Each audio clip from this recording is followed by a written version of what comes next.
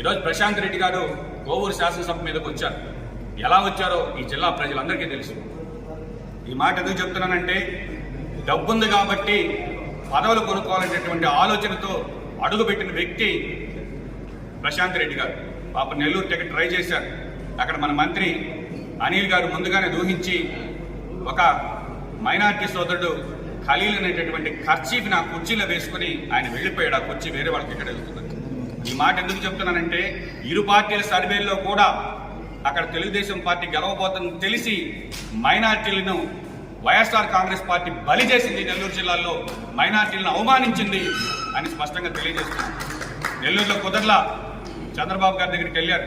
చంద్రబాబు గారు ఆఫర్ ఇచ్చారు.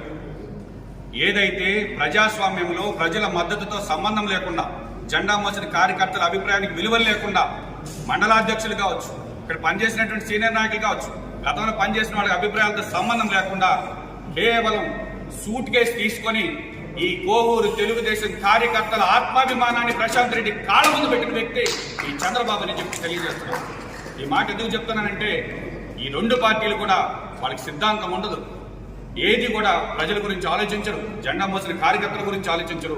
కాబట్టి ప్రజలందరూ గమనించండి, ఎప్పుడు కూడా ప్రాంతీయ పార్టీలు వ్యక్తుల స్వార్థ ప్రయోజనాల కోసమో వాళ్ళ అవసరాల కోసమో పనిచేస్తాయి తప్ప దేశ శ్రేయస్సు, రాష్ట్ర శ్రేయస్సు దృష్ట్యా ఆలోచించమని ఒక్కసారి ఆలోచించమని వేడుకుంటున్నాను.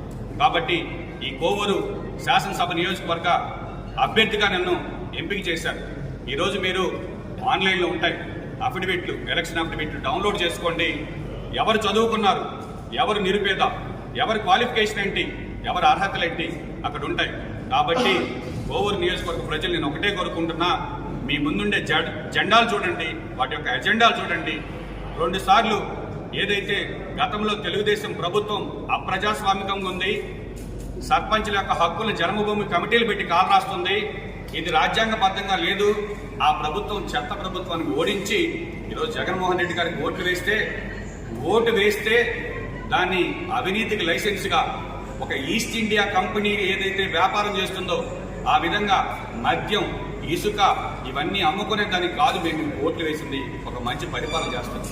ఒక రైతు 2 ట్రక్కులు ఇసుక దోలుకోవాలి, కన్నానది కళ్ళ ముందు ప్రవహిస్తుంటుంది. కోవూరు నియోజకవర్గంలో పేదవాడు ఇల్లు కట్టుకుంటా పోతేసుకోవడానికి ఒక ట్రక్ ఇసుక కావాలంటే సెబ్బోను పంపించి అక్రమ కేసులు. ఒక రైతు 4 ట్రిప్పులు మట్టి దొలుకోవాలి పొలం కంటే సెబ్బోను పంపించి అక్రమ కేసులు. కానీ ఈ నాయకులకు మాత్రం వేల టన్నులు తీసుకెళ్తుంటే డబ్బులు ఆపేటటువంటి పరిస్థితి ఉండదు. కాబట్టి చదువుకున్న మనం ఓటు వేసే ముందు ఒకసారి స్పష్టంగా ఆలోచించి కాంగ్రెస్ పార్టీని ఆదరించండి. ఏదైతే గతంలో విభజిత ఆంధ్రప్రదేశ్కి సంబంధించిన గాయాలు ఖచ్చితంగా ఒక కాంగ్రెస్ పార్టీ హామీలతోనే మళ్ళీ రాష్ట్రం అభివృద్ధి పథంలో అడుగుపెడుతుంది. మా ఎంపీ అభ్యర్థి గారు, ఆయన గురించి మనం మాట్లాడుకోవాలంటే చాలా సమయం కావాలి.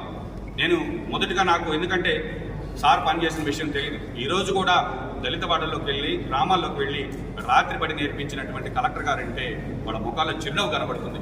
ఎందుకంటే కలెక్టర్లు వస్తుంటారు, పోతుంటారు, అధికారులు సంతకాలు పెడుతుంటారు, జీతం తీసుకుని వెళ్ళిపోతారు. ఎవరైతే నిజంగా ప్రజా శ్రేయస్సు కోసం అనగాడిన వర్గాలకు ఏదైనా చేయాలన్న ఆలోచన, దృక్పథం ఉన్న వ్యక్తి కాబట్టే ఈరోజు తిరిగి ఆయన నెల్లూరులో నేను పార్లమెంట్కి పోటీ చేస్తానని ముందుకు రావడం జరిగింది.